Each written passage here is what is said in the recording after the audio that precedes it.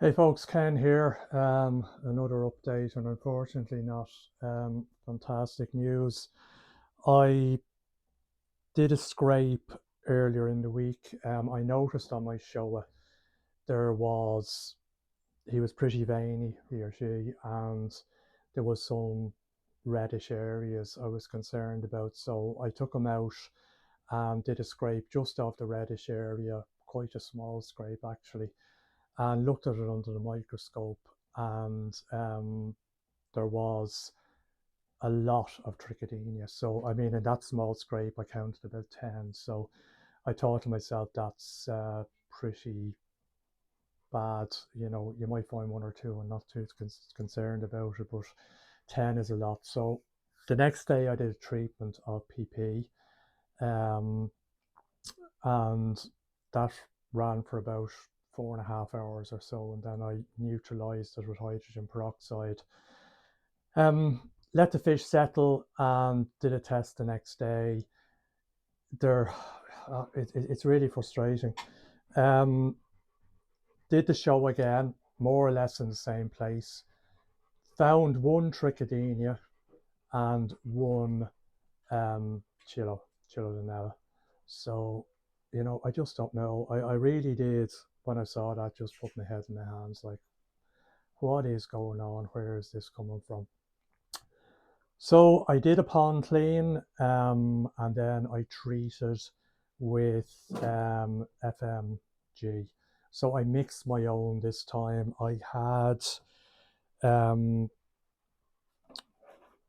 formaldehyde, or I think that's the same thing as formalin, just a different name. Someone might correct me.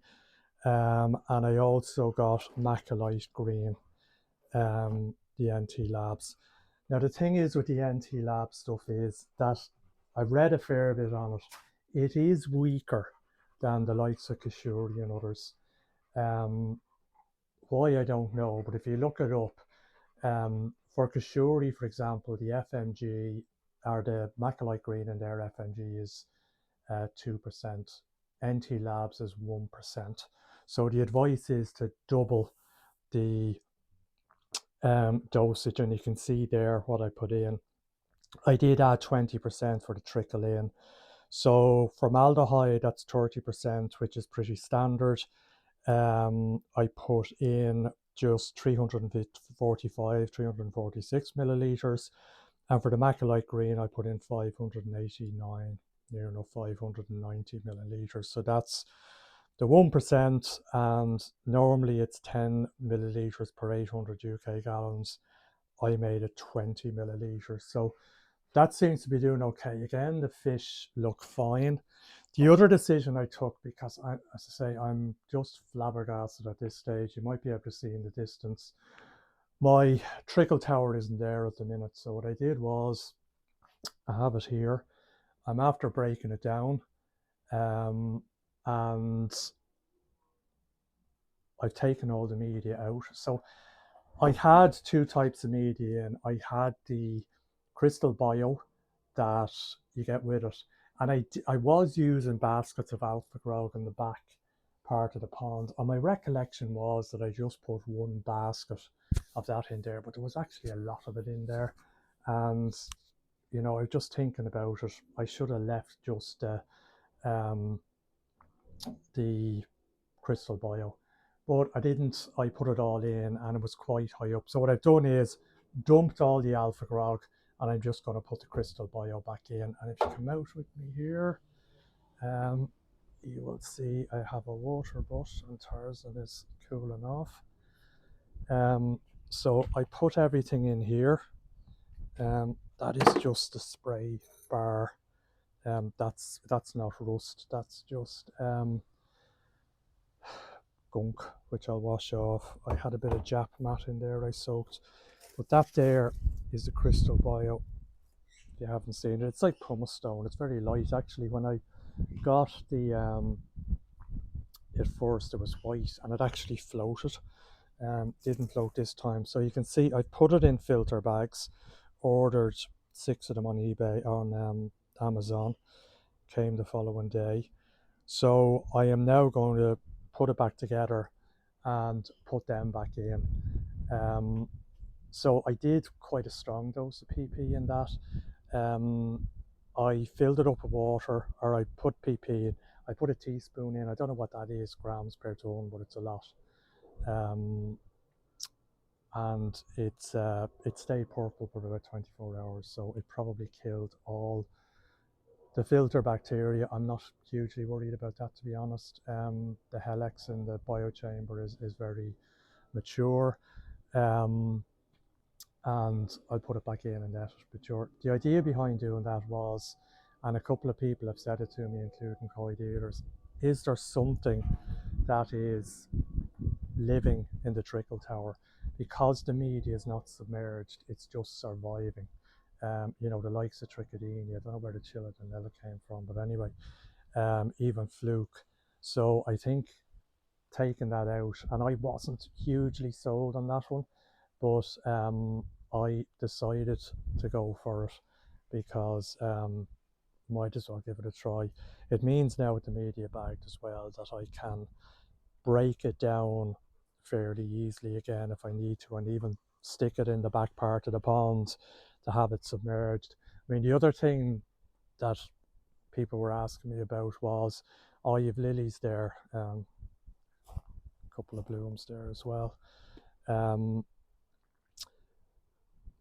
is there something in the lilies? But the lilies are in the pond, they are submerged, they are getting the treatment, so I think it's fine. It's just something that isn't really in the pond water trickles over it. Is there something there? So anyway, that's what we're trying, and hopefully um I see an improvement. But the fish are, besides looking a bit pinkish and reddish and obviously having parasites, they are fine. And I'm 2 days into the FMG. I did feed them today because they're looking for it.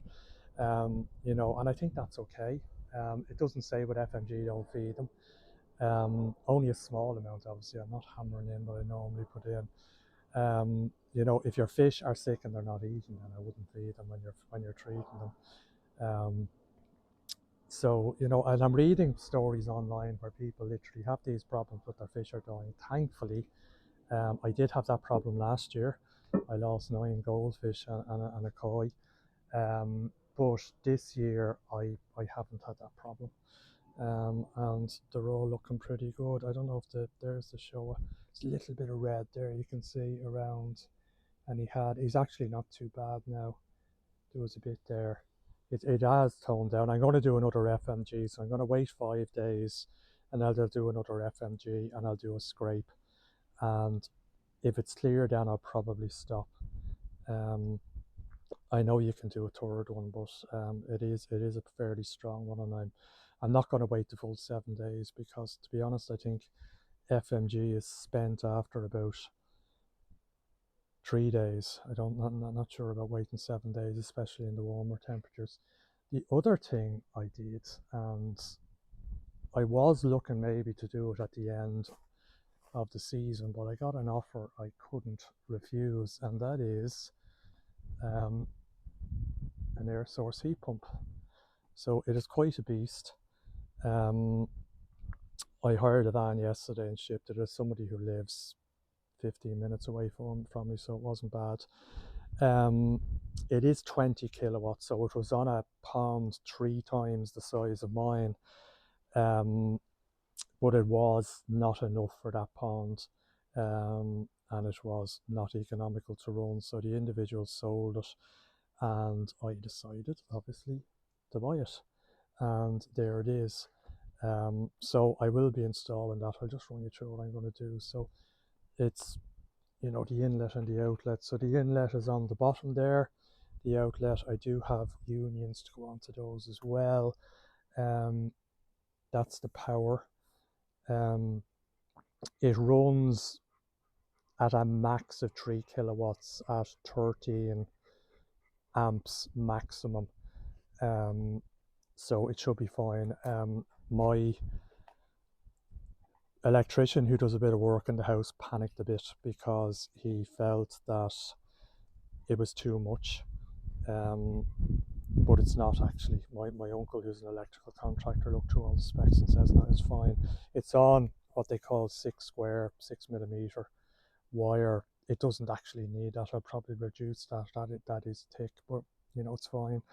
I think 4 millimeter wire will do it. It also has this addition on it, which is nice. Is the it's a Wi-Fi dongle. There's an app. Duratech have an app, and you can control it. It needs a bit of a clean out. Obviously, it's been sucking in a bit of rubbish, but I'll do that with an airline or something and give it a clean. So where that is going is, excuse the grass, it does need a cut, and it's been raining today. And that's where the doggies. I filled that in, and my wife filled it in again, and I seeded it, and I put these poles around it, and the dogs still dug it up. But anyway, this is where it's going to go. I'm going to take away that gravel. So this is the back of the shed. My filter's just in behind here. That's the waste going into the drain from the drum, and my bottom drains are just going in under here. So you can see there's a reasonable lift here. That sort of white base on the shed sort of disappears here. So I will put in a concrete slab to support this thing. It's about 100 kilos. It actually is very heavy here during the week, and bring it over. And all I have to do is drill 2 holes over this side, one for the inlet and one for the outlet. They're 50 mil. And all I have to do, yeah, there's a bit to that, and probably a hole for the power. And the plan is then, and see what you think of this, is to, I'm going to put this back together when I finish talking to you and get it probably running again. The plan is then to bring it through here. Let me take my pressure washer out of the way. So this pipe here going into that pump goes up into the trickle tower, comes down back into the trickle tower, and runs around the back there. And I think I showed you this before, into the biochamber on the drum. What I will do is I will line up the inlet and outlet there. Now, obviously have to make sure that I'm above the ground level. What I can do is, if you can see in there, I can use the waste that I showed you outside for the drum, is to gain the level as to where the ground level is here, and bring out. So the plan is to use the trickle tower line to go out into the heater, come back in, up into the trickle tower and back around into the filter. And obviously what I'll have to do towards the end of the season is insulate a lot of these pipes. Unfortunately, the garage is not insulated, and it does get cold in here. They are the solid, they are the hollow blocks, so they're quite thick blocks, but the floor is insulated, but the walls aren't. And I know I could, but there's a lot of work in that, to be honest. I might think of doing something. I'll see how it goes. I'd say insulating the pipes would probably be enough. And even, if I got one of those boiler lagging jackets or something, I could put around this for the winter, because the risk is that as the water trickles down, it could cool a fair bit. So I could get a lagging jacket for that. Don't know if I do anything with the drum itself, or even with the bottom drains. That's the only exposure, the bottom drains and the skimmer. The rest is all underwater. The skimmer, again, there is I think it's only a 3-inch pipe. Tarzan, stop eating stones. I don't know why that dog eats stones. No, it's actually 4-inch. It is, or 110 mil. So I could probably insulate that, but the rest is all underground. So I have a bit of work to do.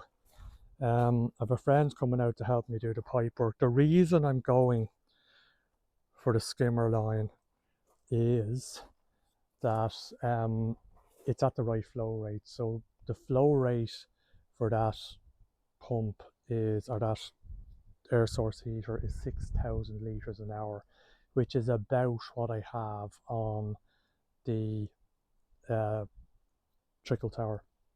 I have more than that, and I think they become inefficient when you put the water through too quickly. I saw a few videos where people were saying on them you can actually measure the inlet and the outlet temperature separately. If your inlet and outlet are the same temperature, the water's going through too fast. It's obviously not heating it, where obviously your inlet should be cooler than your outlet, so it's slowing the water down to make sure you get that effect.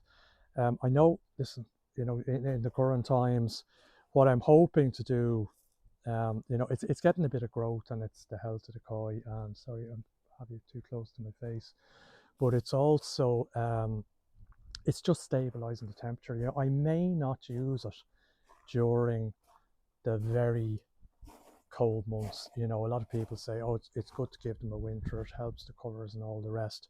Where I think it is needed is when it starts to warm up a bit. And I found the last couple of years especially, their immune system kicks in around 10-12 degrees. The pond temperature for a month or so, 6 weeks, is all over the place. It's 9 degrees, it's 12 degrees, it's back to 9 degrees. That doesn't do them any good. So it's just to stabilize that, and maybe extend the season a little bit, where I can continue feeding maybe right up to December. I could then think about shutting it down. The only little downside on that one is the minimum temperature is 12 to 15 degrees. Now, I know a fair few of them are like that. They're designed for swimming pools, obviously not koi ponds, so probably by design you're not going to be heating a swimming pool any less than 15 degrees. So yeah, we'll see how that goes. And I want to put a bypass on it as well, so I get a friend of mine out who's done a few of these to help me, just to determine what bits of pipe I need. So to have a bypass that, if necessary, I can shut off the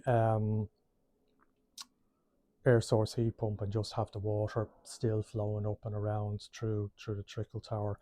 Also for maintenance, if it needs to be disconnected for anything, it allows me to continue to use the trickle tower with the pump disconnected. The other job I want to do as well is my electrics here, and I'm not sure, in there is a bit of a rat's nest. What I want to do, I'm going to get the electrician out and to install a mini board in here, and I think it's needed for the air source heat pump anyway. So have a direct feed from the mains in here that will have its own trip switches. And the reason being, at the moment, and it does happen in most houses, sometimes something gets tripped in the house and it takes out all the sockets. It takes out the pond as well. That's obviously an issue from away if there's nobody in the house. So it's to try and avoid that. If something does trip in the house, it doesn't take out the pond. The pond continues to run. So I will get that done as well, and also get the air source heat pump wired in properly to that on its own switch. So that's the update. I'll keep you up to date in terms of how the treatment are going. I really do hope this is the last treatment. As I say, I will scrape during the week and just see how it's going, and then I think Wednesday I'll do a second FMG treatment, and that should be done by after next weekend. But it is annoying, and I'm not able to enjoy the pond, and the fish aren't comfortable and all those things. But if you have any comments on that or the air source heat pump plans, just let me know. Thanks a lot. Talk to you again. Cheers.